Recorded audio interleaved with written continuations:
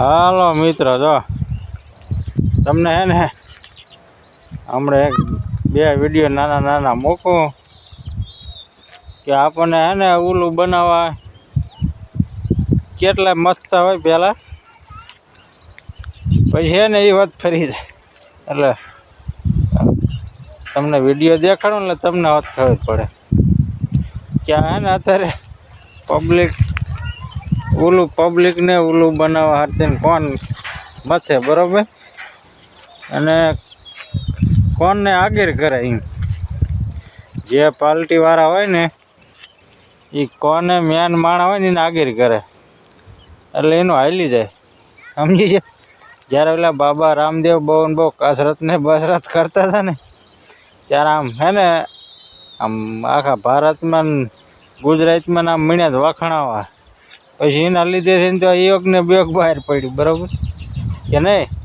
એટલે મોદી પછી વધારે પડ્યું. એમ યોગ તો જૂનવાણી નગ હતું જ, પણ એના લીધે વધારે બેગ બાબા રામદેવ હે ને બેગ વધારે આવ્યા ને આમ બારા ટીવીમાં ને બીવીમાં બધે, એટલે બરાબર. ત્યારે હે ને બાબા રામદેવના ઇન્ટરવ્યુમાં બધું હું કે જે ઓછા ભાવે પેટ્રોલ દેતા હોય એને મત દેવાનો, બરાબર. આવું બધું હવે જ ક્યાં ઓછા ભાવ છે નહીં.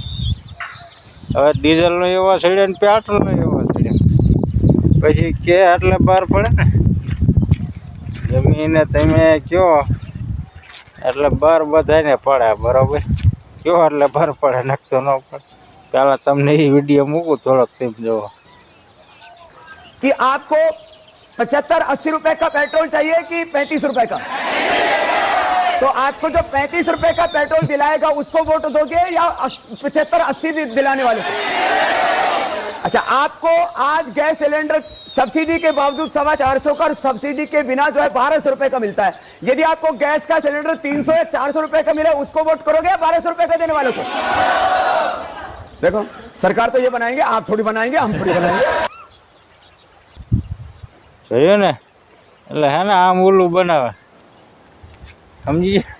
જે આગળ વધ્યા હોય ને પહેલાં આવી રીતે તમને હે ને ભોળાવે કે જો આ હમણાં જો મોદીજીની સરકાર આવશે તમે મોદીજીને મત દો ને, એટલે ભાજપને મત દો તો આમ સારું. ભલે ક્યાં નહીં પણ પબ્લિકને એવું ઘૂંસવી દે, સમજી? એટલે આપણે સમજી જ જવાનું હોય કે ગમે કિને જીતાડો હાથેની વાત કરતા હોય ને એવું ભાષણ એના મોઢામાં નીકળે, સમજી? એટલે જો આપણે એને કેમ કે ઓછા ભાવ પેટ્રોલ હોય કે ઓછો ડીઝલ દેતા ઓછા ભાવે એને મત દઈ ગયો, બરાબર. આવું બધું એટલે હમણાં આમ રાખવાનું, સમજી ને? આવું કરે પછી જે મેન માણા હોય એને એમ થાય ને કે ના ના આપણે સાચું બાબા રામદેવનું માની લેવાનું. એવું લાગે કે ન લાગે? માની લે એટલે હે ને મત મળ્યા બધા ભાજપને ઠપકારો. પછી હે ને જ્યારે 55 હતા ને હવે બીજા 55 થઈ ગયા, સમજી? એટલે સમજી જાય ને, ડબલ 55 કેટલા વાર આમ થઈ ગયા કે ન સમજણ પડે? સમજણ પડી કે નહીં? 55 રૂપિયા હતા એટલે હવે એકો દયા પૂગવું આવ્યું. ગુજરાતમાં નથી પૂગ્યું પણ પૂગી જાય છે, બરાબર. એકો બે પૂગી ગયું, બરાબર. આ પેટ્રોલની એટલે એકો બે પૂગ્યું એટલે હવે ડબલ જ ગણવાના ને. 55 ના હામાં બીજા 50 પૂગ્યું એટલે ડબલ જ થયા.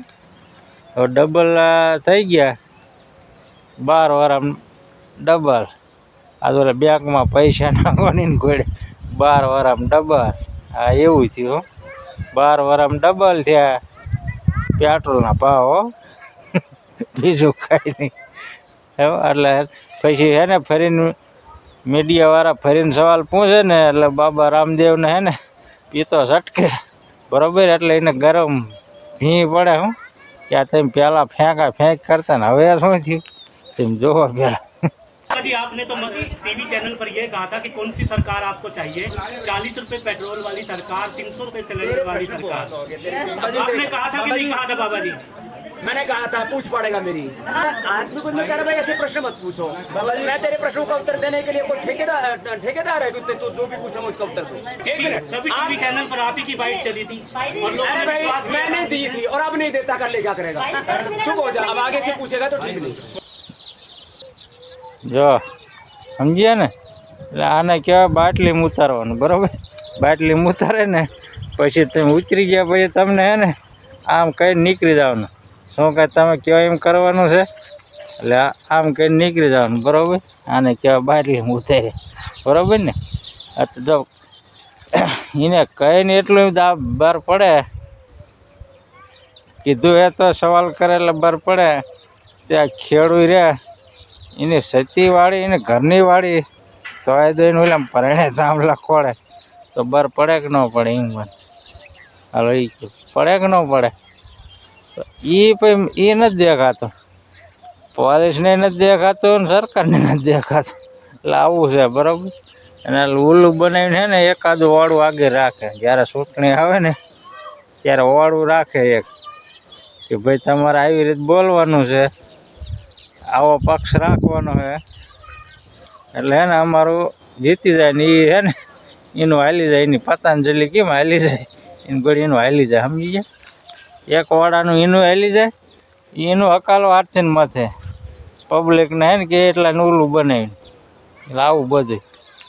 જો ફરીને ચૂંટણી આવશે ને તો હજી અમને વ્યાયામ છે એવા થોડાક કે હજી ફરીને ઓલું બનાવશે, ગુજરાતમાં આવશે ને એટલે.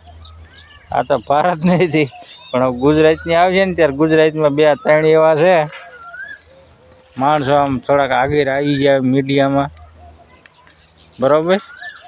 પછી છે ને એ ગામ આવી જાય છે ને ત્યારે ટેકો, જ્યારે બરાબર ચૂંટણી આવશે ને ત્યારે ભાજપ પક્ષને સારો ગણવા મળશે. અત્યારે ફૂંડો ગણશે ખેડૂતની, અત્યારે એમ કે ખેડૂતનું કામ નથી કરતા, ખેડૂતને બળજબરીથી મારે, બધું એમ કરે અત્યારે, બરાબર?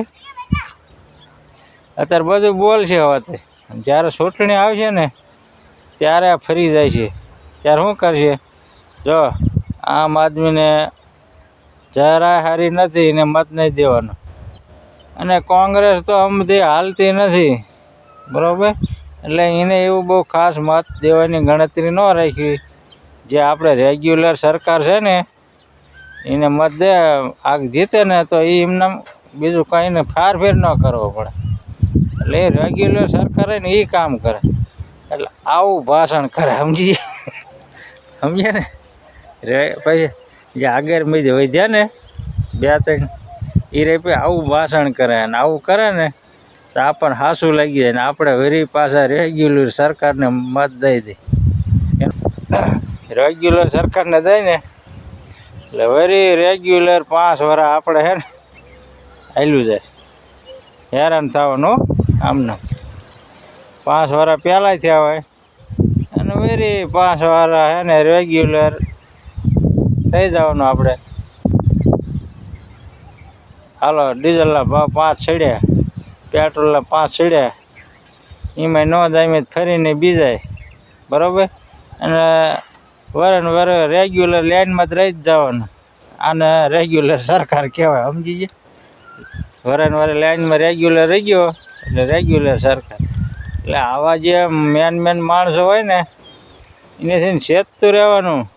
આ હે ને જ્યારે ચૂંટણી આવશે ને ત્યારે ફરી જાય છે. અત્યારે ખેડૂતનું ને બેડુંનું ઘણું બોલ છે, પણ જ્યારે ચૂંટણીનો ટાઈમ આવશે ને ત્યારે ફરી જાય. સાચું ને મિત્ર? હાલો ધ્યાન રાખજો.